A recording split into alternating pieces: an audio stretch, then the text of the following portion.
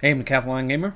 Welcome back to PCM22 Career Mode episode 103. We continue on with the Giro with 15k to go on a punchy finish.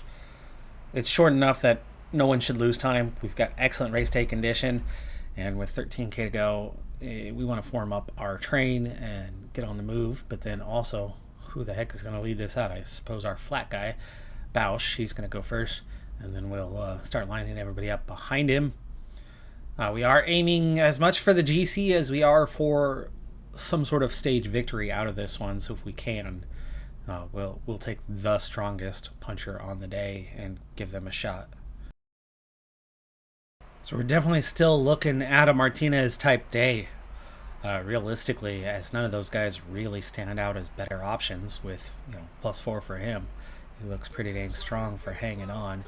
And we're going almost maximum effort here with Bausch as we prepare for the climb, putting the field under a little bit of pressure earlier than they would have expected to come under, and kind of gelling these guys up because it's already down to 8k. So we're on to Panamar, and Bausch will drop to the back here of the group. And Panamar, there you go. That's taken its toll on these guys. But that is that point early on, putting a hurting into the field here in the first 6k of this. Now Panamar can back off a little bit. Panamar dropping to the back, and you're seeing the attempted attack of Carapaz, but that's going to peter out. Doesn't even make it to the front, and that's the whole thing about the pace that we are trying to set with this one as we get down to 4k. But red bar wise, you can see that it's already gone down to it. So we've got to get a chance for these guys to try to recover just a little bit of that red bar. 3k to go now. 2.5. Okay, Chergai. McKellar dropping to the back. No. I think it's my mouse. I've been having issues with... I'm going to have to replace my mouse here soon. Back in your position, please. Thank you very much.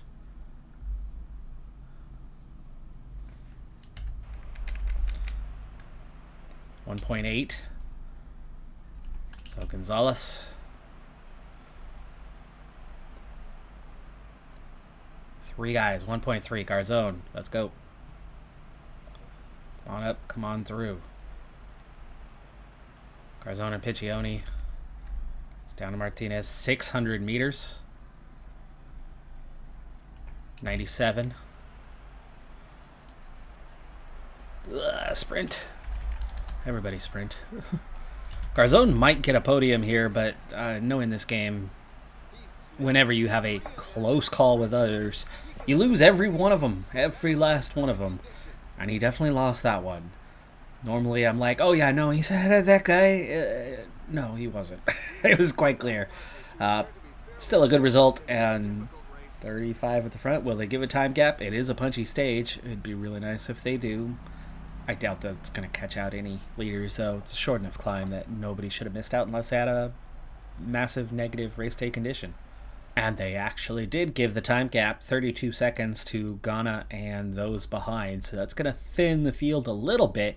UAE with 2 riders left, and Krantz at the top, with us having Garzone, who gained that little bit of time on the last stage, 3rd place there, and still have our 5 contenders at the top. And then it drops back. So Chergai is at 39 seconds back. Bausch is at 49 back. McKellar is a minute 10 down, but the field is starting to stretch out just a little bit at the top. 3 jumbo riders. There's the UAE riders who lost a little bit of time today. Stage 8, huge breakaway with a 6.5 minute advantage, is making me extremely nervous for one reason. It's not the gap, and that gap's getting bigger and bigger. It's not the amount of riders, though those are absolutely 100% contributing factors to this, but it's that Buitrago is in that breakaway, and with 8 minutes, there's no way they're not going to get caught today.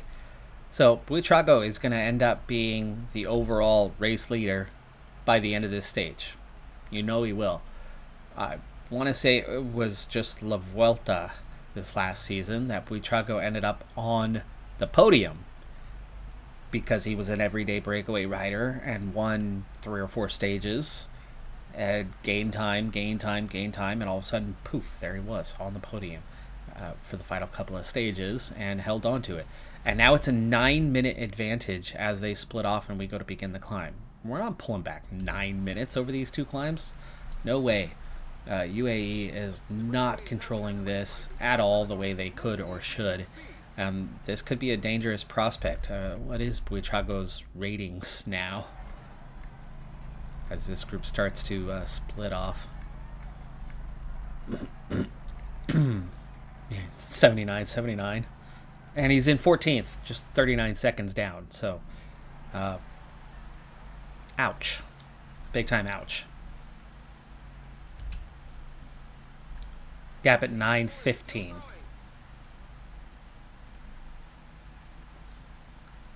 This should be seeing the UAE blow up, but it really isn't.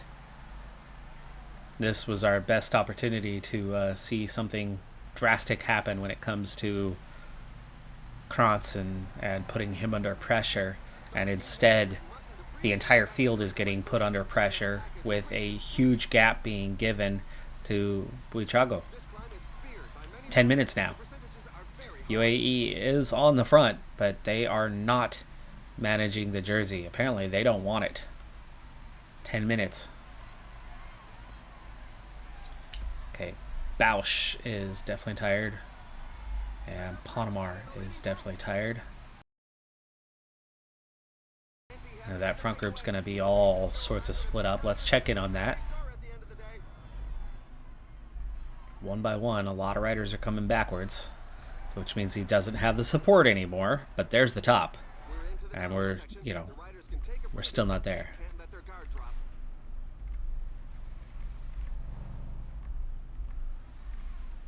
And who's at the front? Of course, it's Buitrago, joined by Kobo. 10 minutes ahead. So virtually, we are 10 minutes down right now. Peloton's down to 90. Bausch has been dropped. Ponemar is going to be dropped, but we're going to have a good team for the last one, and we're going to have to be a lot more aggressive for that final climb.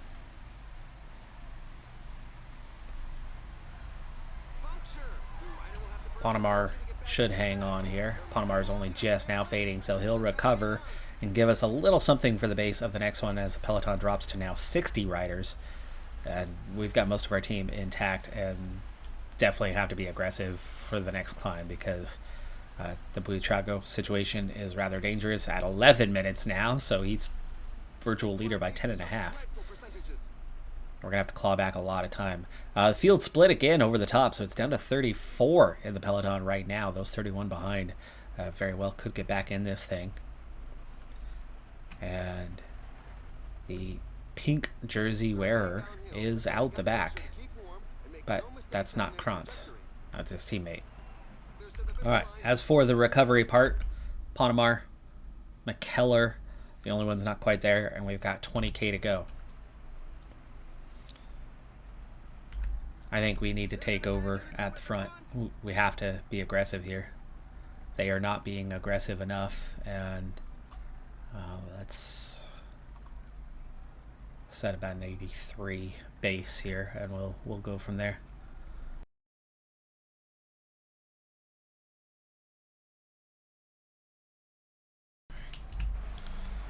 All right, so Ponemar following Van Gils for now as he leads it out, but as we go to begin climbing, we're going to take over and put this field under pressure. Starting with an 80, we'll start with an 80.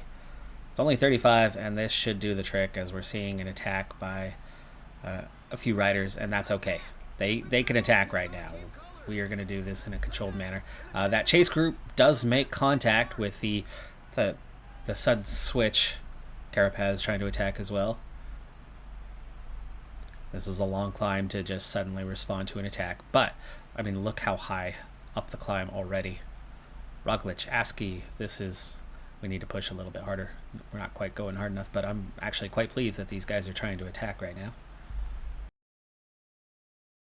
Buitrago attacking his partner. Right now he's focused on KOM. That's why he's attacking. He's at the top of the climb. That's not stage. That's not overall move. That's Ponomar's nearly done here, by the way. He's not much of a climber. Oh gosh, no wonder. He's only a 74 mountain. We really aren't pushing much of a pace when I've got him going in the 80s. I didn't recognize just how bad his ratings were. Okay, on to McKellar. He's going to have better pace than Ponomar. 12k to go. Ponomar actually gave us quite a few kilometers there. And these attacks didn't actually result in anything. There was too many riders interested and responding. It did put us back a little bit further than I want to be, but McKellar hitting the outside should start making up this ground. Get back far enough to make sure we're kind of seeing that the team is staying intact as we move our way forward.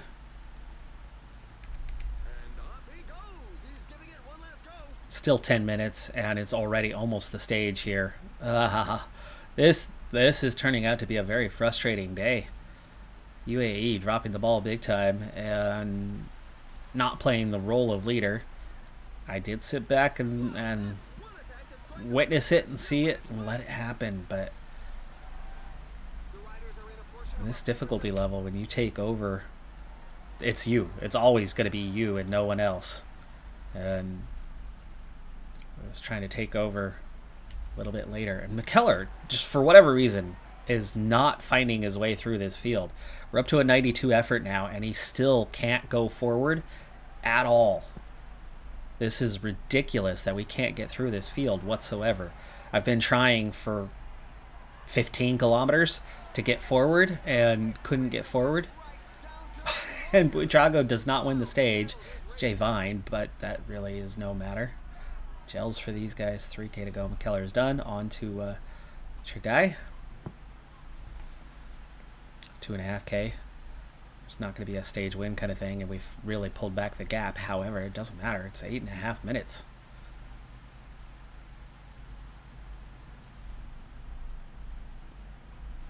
Gonzalez. Let's go, buddy. Down to 18 here. This is at least really thinning out the contenders.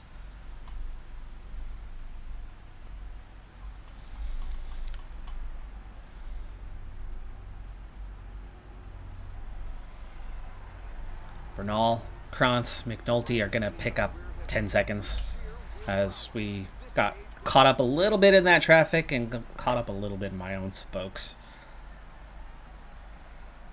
But we just about covered that off, and it does split off a lot of contenders behind. The main thing is not about Bernal or anything like that picking up 5 seconds. I don't care about that 5 seconds. I really don't. Later on it might matter. I got a lot of guys well placed compared to the contenders, which means a lot of riders are going to drop away and we're going to still be high up. But then Jay Vine, Kobo, I don't care about those guys, but Buitrago gaining, I think it was about 8 minutes. Oh man, he's going to be up. He's going to be in first place by 7.5 minutes, and he won't be the easiest catch. But this is going to take him out of that KOM situation and put him in a GC situation. And let's just hope that it's not Jay Vine or Kobo leading the overall, because Quickstep need to be the ones on defending a jersey so that he struggles and loses that time. But he's not going to lose that time in any massive sort of way. He's not going to lose massive chunks of time. He's too good of a climber to lose 7.5 minutes on one stage. It's going to take a while to take that time back away from him. And for UAE, they're going to be thrilled that Krantz is, the pressure's off for him. And I suppose they're confident that 7.5 minutes is going to get covered. I'm not entirely confident that 7.5 minutes is going to get covered. That was way too much time to give him. So Buitrago does take over the race lead. Jay Vine is a minute 6 behind. Vierre, Turpin, Kobo, all from the break. They hold the top positions. But there is Krantz at 7:07, so the first contender, besides the only guy in that top 8 that's any amount contender, is Buitrago. That's the only one we got to worry about. Krantz is 7 minutes behind him. Garzón is 7.5. Martinez 7:42. Piccioni and Gonzalez all right there. So I still have 4 main guys plus Trigai, but I still have 4 main guys, and a lot of contenders are not up there with us. I mean, Bernal's 821 down, Foss is 827, Vlasov, Fisher Black.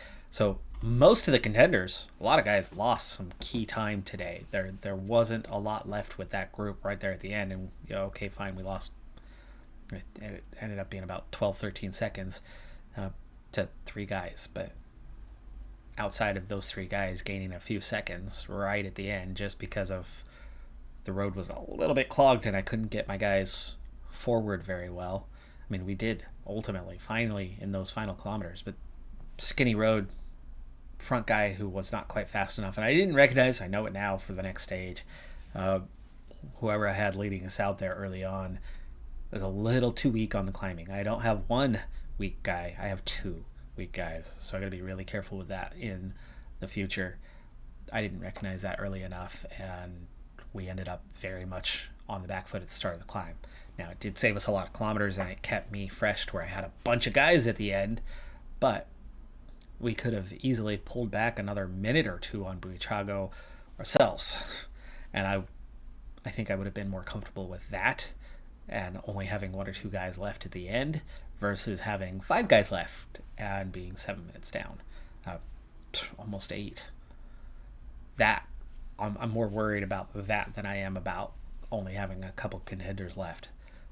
But it's only stage 8, and having more guys in place isn't necessarily a bad thing. And you know that in that top 8, the other 7 outside of Buitrago are going to fall off much, much faster than he will. So Quickstep now is going to be put under pressure, and at least there's that. He's going to be put under pressure. It's early in the race, and unless he's got +5s like he did throughout that Vuelta or whatever it was last year, this isn't like that one. And I could see him falling off, but 7 minutes is a lot for somebody that good. Stage 9, circumstances have changed, and a team that has picked up the jersey suddenly doesn't want to give it up. So Quickstep have a lot of guys on the front, and FDJ have 1 rider as well working on the front, actually working harder than the Quickstep guys are. I decided that after what happened on the last stage, if somebody was going to go gain massive amounts of time in the breakaway, I'd want it to be one of our guys, and Chergai is well placed to benefit from that. But the group, only a 2-minute advantage. So ultimately, I am going to be sitting up with Chergai in the near future. If he gets dropped, he gets dropped. I want him coming back. This group's not winning the stage, and I want him to be of use. Because today the race day condition draw is definitely not as good as yesterday, as I need to move my face cam back over. There we go. Yeah, we've got our work cut out for us today. Garzon does have a +5, Gonzalez does have a +4, but Martinez only a +1 today, and Piccioni has a -1. So for these guys to kind of keep their position and hold, they're going to need all the help that they can get.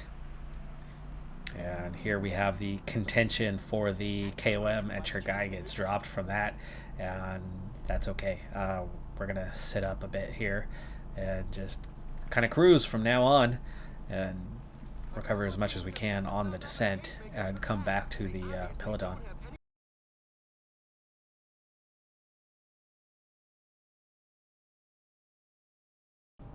And he will get his recovery just in time, and now just cruise control until he is caught by the Peloton. Meanwhile, everybody else has their recovery in as well, and we'll start to up the effort for the penultimate climb. That's a pretty short descent, so there's not going to be much recovery happening through there. Chergai keeping the tempo nice and low until he comes back to the group, and then we can protect. Do we want to protect Gonzalez or just ride solo? Probably just ride solo. 30 seconds, 20 seconds, and he is swallowed up by the group. And there you go, effort up to hold position. 25k to go on the stage, and Quickstep is doing the work. I mean, they're holding the gap at 2.5, but they're not working terribly hard or fast right now. But look at how tired everybody is, especially Martinez, Piccioni. that little climb did that to him. This is not our day to be sprint train push. This is a day to make sure we do not lose time. And if there is something late, because quick step doesn't go hard or fast enough, then then you take it up at that point. But let's hold position. So 85. Use those climbing legs. 15K. And let's see, Bausch. Panamar.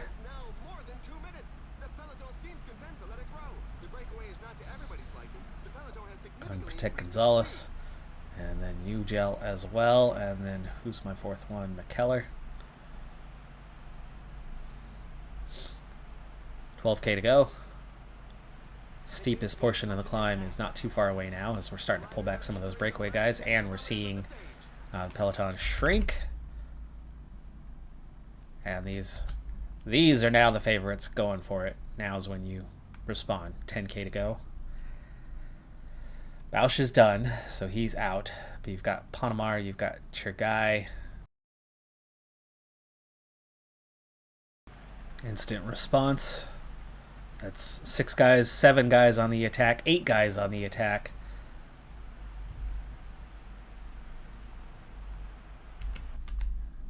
And we're at 9K with McKellar taking over. 5 of those have managed to escape. This climb is feared by many riders. The percentages are very high. All right. Now we're getting our response in play, and I think some of these guys did still make it. Martinelli, Newt, Vier's third overall. He was a breakaway. He was in the breakaway today. Those are the remaining breakaway riders. We have caught the rest of this group here, so with 7K to go, backing off a little bit.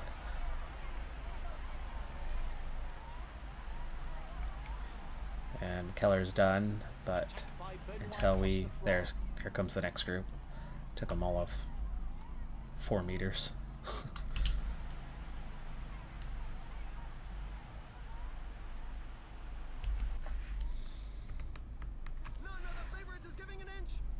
And we're down to 3 guys. Garzon clearly looking stronger, but Martinez is one of the leaders, and we don't want to be.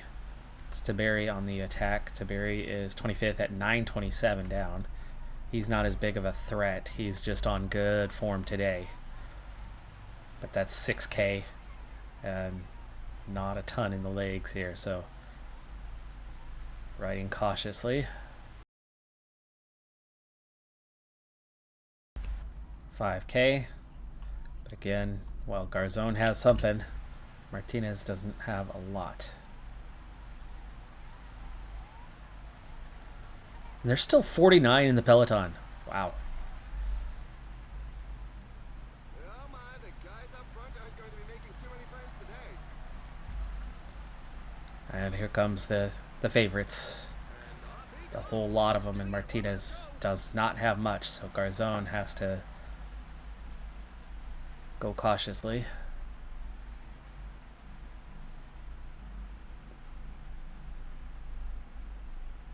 $2K. 5 guys have gotten away here. And Garzon doesn't have enough to really chase that either, even if I just ditched Martinez. But Martinez is going to get ditched anyway. A great win in the sprint of the strongman. The tailenders are Alright, sprint it out. Vlasov takes second ahead of Krantz, and Vestad Bardsing takes the stage. A little bit of time loss. We're looking at 40 seconds here and a minute. Boy, not off to a great start. But where was Buitrago in all of that? He's 7th. Jay Vine was up there too in 6th. Some of those guys are going to start to lose that time and fall back. Kobo was 16th. They're not bad climbers. There's a reason why they were at the front of that stage. And yeah, this is going to be a complicated race, I think. Going forward, some of those guys are absolutely going to fall off, but some of them are going to be difficult to knock off the perch, and there's some really, really good climbers in Krantz in particular. Krantz, for us, was good and won a Grand Tour. Krantz, with the difficulty level bonus added to his attributes, is insanely good. After the tremendous start in the team time trial, things have not been great these last couple of stages. This one was more about the race day condition. Garzon could have held on a little bit better, but like I said, the +1 and the -1 for our other top two guys, Chergai also on a +1. Most of our key climbers with standard race day condition just is not enough to keep up with the bonuses of everybody else around you in the Grand Tours. So that was tough. We tried to stay off the front foot and be fairly defensive there, and for the most part that worked out.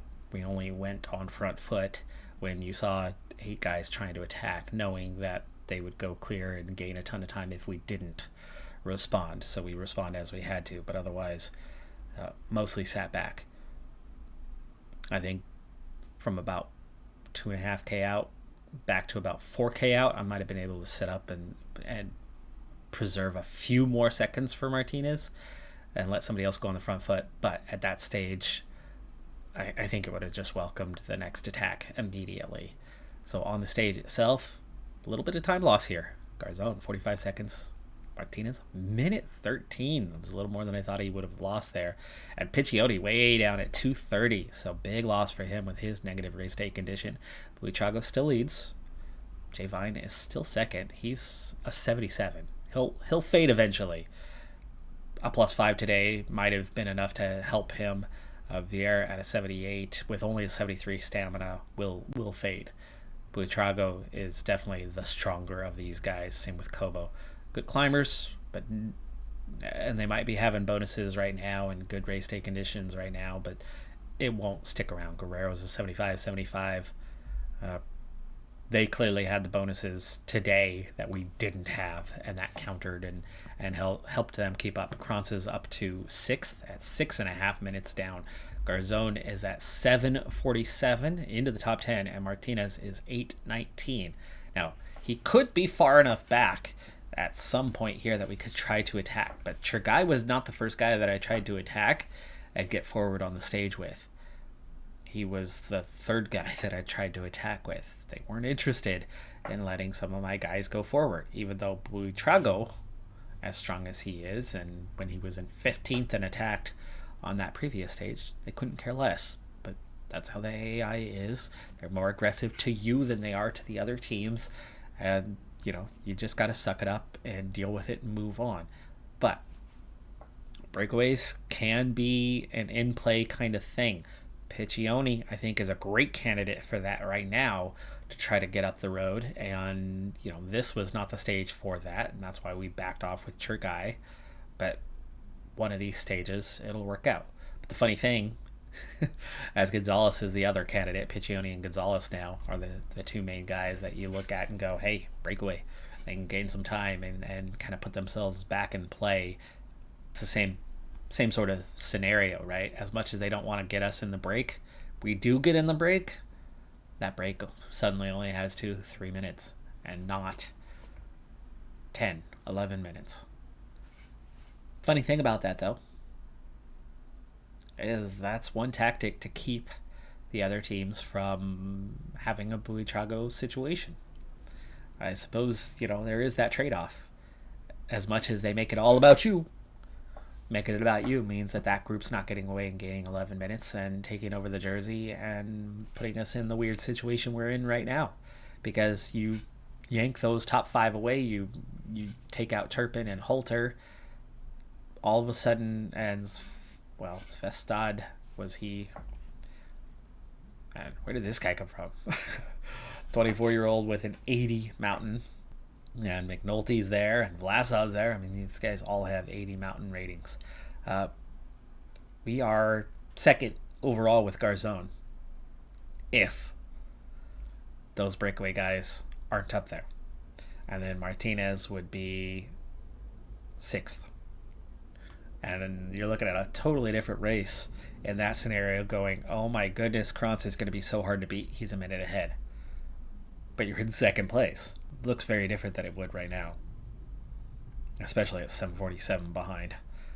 Those top two are going to definitely be on the harder side to make up that ground. So, interesting race scenario right now. Different ways to handle the situation.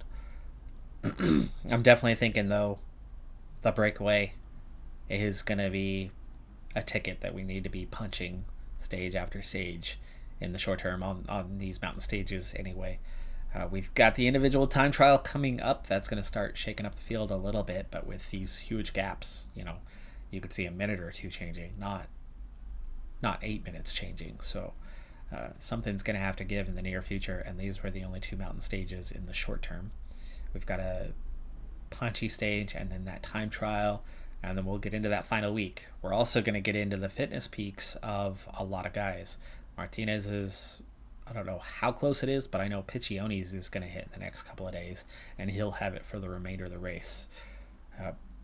Garzon's had it for a while and won't have it in those final days. So for now, I still think we're riding for Martinez, and that's why I didn't just ditch him and leave him behind, though there was a few seconds for Garzon at the finish line, but otherwise we still ride for Martinez. That is going to do it for this episode, though. Certainly not the greatest outcome, but we're not out of play. It's not over. It's very much still in play, and some of these guys just being in the mid-high 70s and weak stamina, that they will fade.